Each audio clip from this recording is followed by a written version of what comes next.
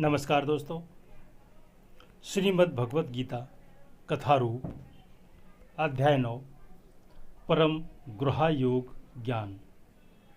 श्री भगवान ने कहा, हे अर्जुन, क्योंकि तुम मुझसे कभी ईर्ष्या नहीं करते, इसलिए मैं तुम्हें यह परम गृहा ज्ञान तथा अनुभूति बतलाऊंगा, जिसे जानकर तुम संसार के सारे कलेशों से मुक्त हो जाओगे।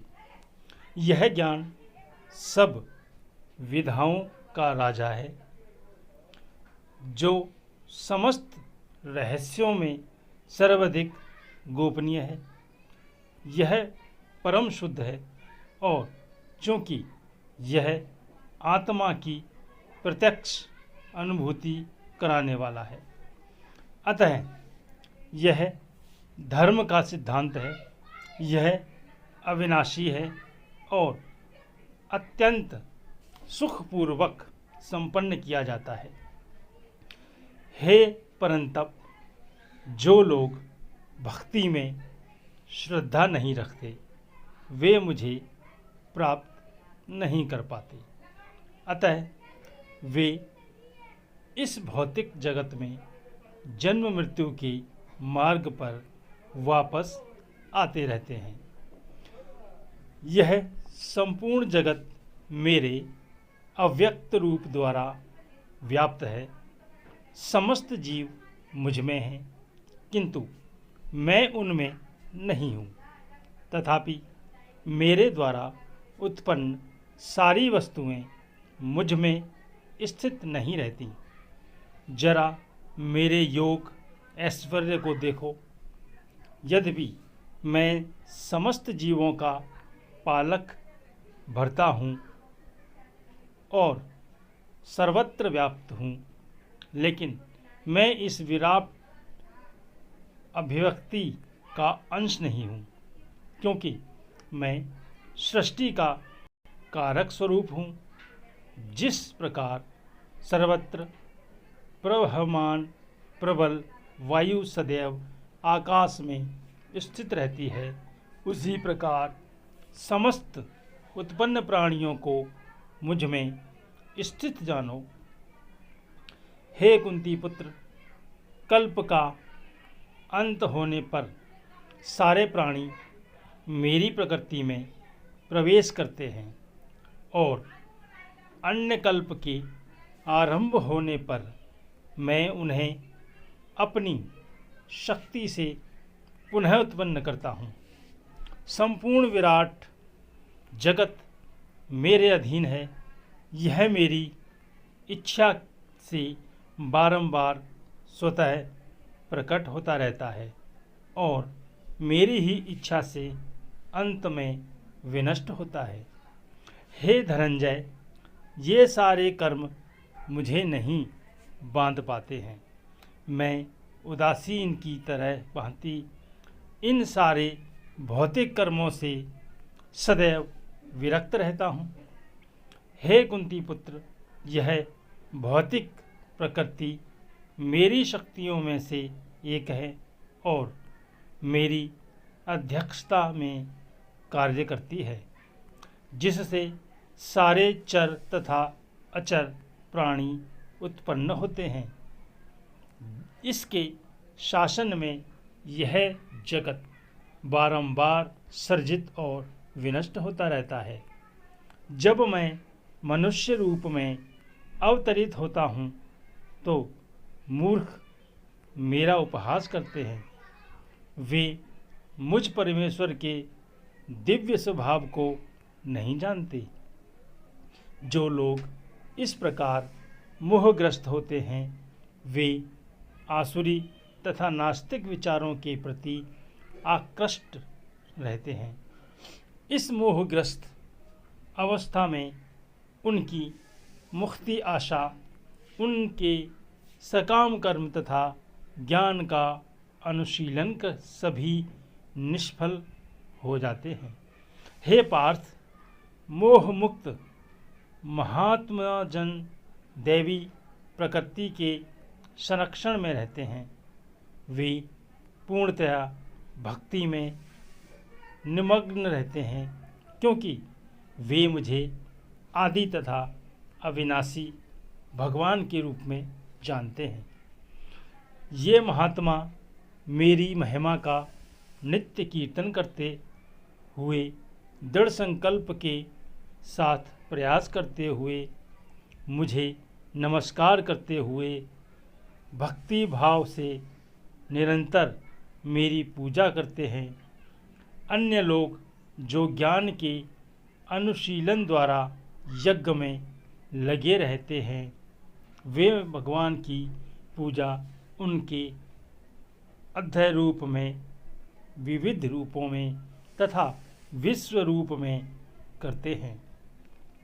किंतु मैं ही कर्मकांड, मैं ही यज्ञ, पितरों को दिया जाने वाला तर्पण, औषधि, दिव्य ध्वनि, मंत्र, घी, अग्नि तथा आहुति हूँ।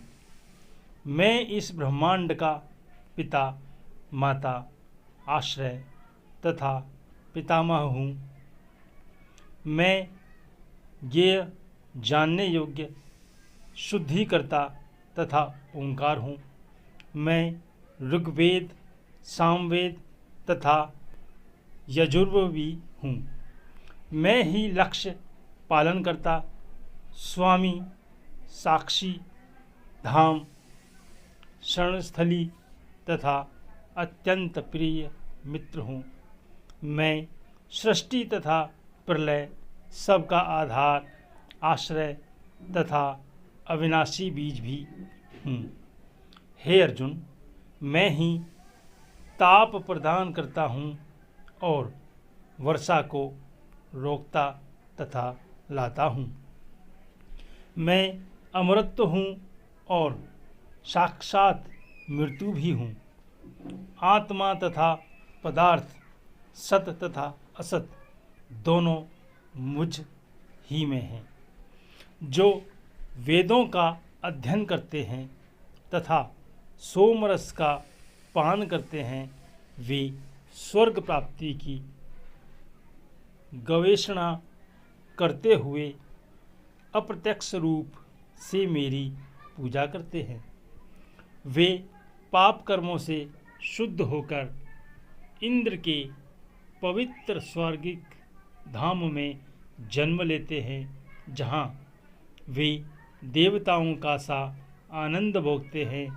इस प्रकार जब वे उपासक विस्तृत सर्वांगिक इंद्रिय सुख को भोग लेते हैं और उनके पुण्य कर्मों के फल क्षीण हो जाते हैं, तो वे इस मृत्युलोक में पुनः लौट आते हैं। इस प्रकार जो तीनों वेदों के सिद्धांतों में दृढ़ रहकर इंद्रिय सुख की गवेषणा करते हैं, उन्हें जन्म मृत्यु का चक्र ही मिल पाता है। किंतु जो लोग अनन्य भाव से मेरे दिव्य स्वरूप का ध्यान करते हुए निरंतर मेरी पूजा करते हैं, उनकी जो आवश्यकताएं होती हैं उन्हें मैं पूरा करता हूँ, और जो कुछ उनके पास है उसकी रक्षा करता हूँ। हे कुंती पुत्र, जो लोग अन्य देवताओं के भक्त हैं और उनकी श्रद्धापूर्वक पूजा करते हैं, वास्तव में वे भी मेरी ही पूजा करते हैं, किंतु वे यह त्रुटिपूर्ण ढंग से करते हैं। मैं ही समस्त यज्ञों का एकमात्र भोक्ता तथा स्वामी हूँ। अतः जो लोग मेरे वास्तविक दिव्य स्वभाव को नहीं पहचान पाते, वे नीचे गिर जाते हैं। जो देवताओं की पूजा करते हैं, वे देवताओं के बीच जन्म लेंगे। जो पितरों को पूजते हैं, वे पितरों के पास जाते हैं, जो भूत प्रेतों की उपासना करते हैं वे उन्हीं के बीच जन्म लेते हैं, जो मेरी पूजा करते हैं वे मेरे साथ निवास करते हैं। यदि कोई प्रेम तथा भक्ति के साथ मुझे पत्र, पुष्प, फल या जल प्रदान करता है तो मैं उसे स्वीकार करता हूँ। हे कुंती पुत्र, तुम जो कुछ करते हो, जो कुछ खाते हो, जो कुछ अर्पित करते हो या दान देते हो और जो भी तपस्या करते हो उसे मुझे अर्पित करते हुए करो। इस तरह तुम कर्म के बंधन तथा इसके शुभाशुभ फलों से मुक्त हो सकोगे। इस संन्यास योग में अपने चित्त को स्थिर करके तुम मुक्त होकर मेरे पास आ सकोगे। मैं न तो किसी से द्वेष करता हूँ, न ही किसी के साथ पक्षपात करता हूँ। मैं सबों के लिए समभाव हूँ, किंतु जो भी भक्तिपूर्वक मेरी सेवा करता है वह मेरा मित्र है, मुझ में स्थित रहता है और मैं भी उसका मित्र हूँ। यदि कोई जघन्य से जघन्य कर्म करता है, किंतु यदि वह भक्ति में रत रहता है तो उसे साधु मानना चाहिए, क्योंकि वह अपने संकल्प में अडिग रहता है। वह तुरंत धर्मात्मा बन जाता है और अस्थाई शांति को प्राप्त होता है। हे कुंती पुत्र, निडर होकर घोषणा कर दो कि मेरे भक्त का कभी विनाश नहीं होता है। हे पार्थ, जो लोग मेरी शरण ग्रहण करते हैं वे भले ही निम्न जन्मा स्त्री, वैश्य, व्यापारी तथा शूद्र श्रमिक क्यों न हों, वे परमधाम को प्राप्त करते हैं। फिर धर्मात्मा ब्राह्मणों, भक्तों तथा राजऋषियों के लिए तो कहना ही क्या है। अतः इस क्षणिक दुखमय संसार में आ जाने पर मेरी प्रेम भक्ति में अपने आप को लगाओ, अपने मन को मेरे नित्य चिंतन में लगाओ, मेरे भक्त बनो, मुझे नमस्कार करो और मेरी ही पूजा करो। इस प्रकार मुझ में पूर्णतया तल्लीन होने पर तुम निश्चित रूप से मुझको प्राप्त करोगे।